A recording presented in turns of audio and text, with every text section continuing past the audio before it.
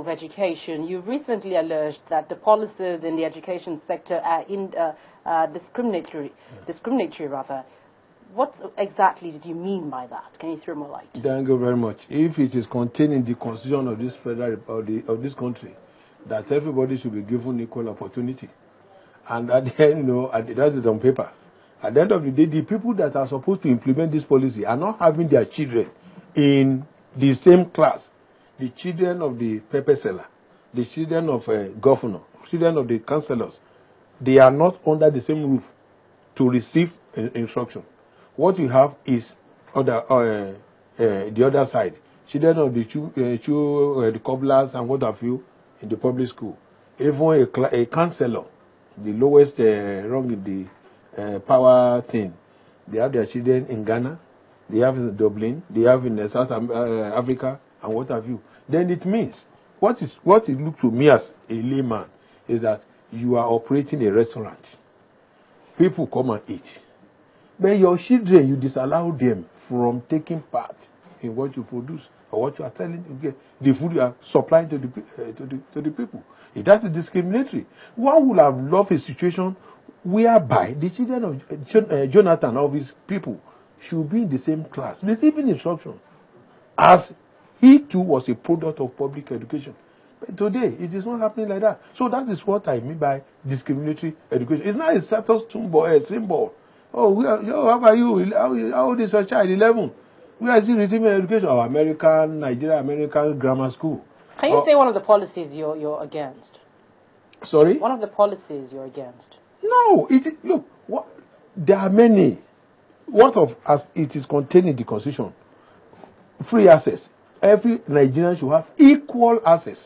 But because of the status symbol of the parent, it is now to the contrary. So people will not get money, steal money from public vote, and use it now to give a better standardized education to their children at the expense of the poor. What I'm trying to say is that people that find themselves now at the corridor of power, go and take your statistics. You are journalists. You know how to investigate all these claims.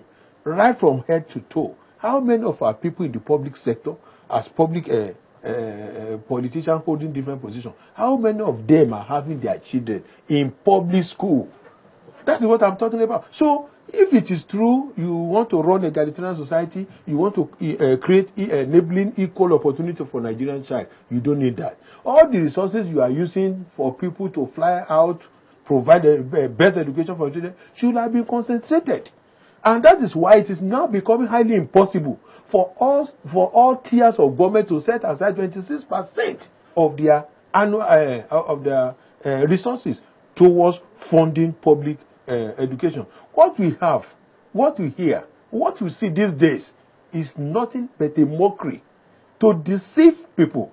So until we wake up and address this, I think we shall be going nowhere. And mind you, education, you see, the level of education determines our development. All these challenges, social challenges, maybe on security, kidnapping, whatever, everything boils down on the rotten nature of the education that is being provided to our children. Is this one of the reasons why you're kicking against local government autonomy? Because you were talking about perceived mismanagement. Thank you very much. Like I told you, I said Nigerian Union of Teachers is both professional and a looter. Local government autonomy, face value, NUT is not opposed to it. But we are opposed to it in the area of saying that based on the autonomy of local government, you want them to control, oversee the affair of primary education. Nigeria has done it before. In 1994 to 1997. It failed. When local government was saddled with that responsibility to oversee primary education, there was, I stand to be discounted, whether true or false, there was never a state that was not indebted to teachers' salary, motivation, welfare, and what have you. It crumbled. That was what informed the government then to establish national primary education as a panacea, as a corrective organization. When during that period that we have National Primary Education Commission, primary education was seen from global view. salary, promotion, motivation, whatever that is primary education in nature was taken care by National Primary Education Commission. What happened then? What was the magic? The magic was the fact that salary of primary school teachers was deducted from source, at the national level. So this body, National Primary Education Commission, who state by state, they have their SPEB, they call it State Primary Education Board, now SUBEB, State Universal Basic Education Committee. It is still in place. So during that time, state by state, from first charge, just like what is happening in the judiciary, they just set aside teacher salary. During that period, no single strike. Everything was going on. What is being taught, what is happening in Kebbi is what is happening in Lagos. What is happening in Ondo is what is happening in Enugu. So it was seriously corrected. But when our politician now came, they said no, federal government should not do that, this and that and whatsoever. They said there should be joint account. Sincerely, it has been working. So we, Nigerian Union of Teachers, the entire teachers of this country, especially those that are in the primary school sector, go and conduct research. If it is true we want to have a responsive and responsible government, nobody will say local government, carry on. Number one, as I'm talking to you right now, in Benue, in Kogi, in Plateau, primary school teachers there are still taking the old salary.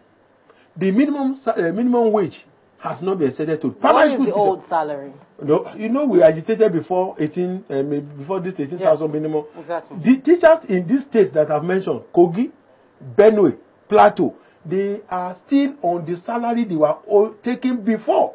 The excuse of the government, state government there is that, the issue of primary school does not concern me as state government. These teachers, what's their average salary like?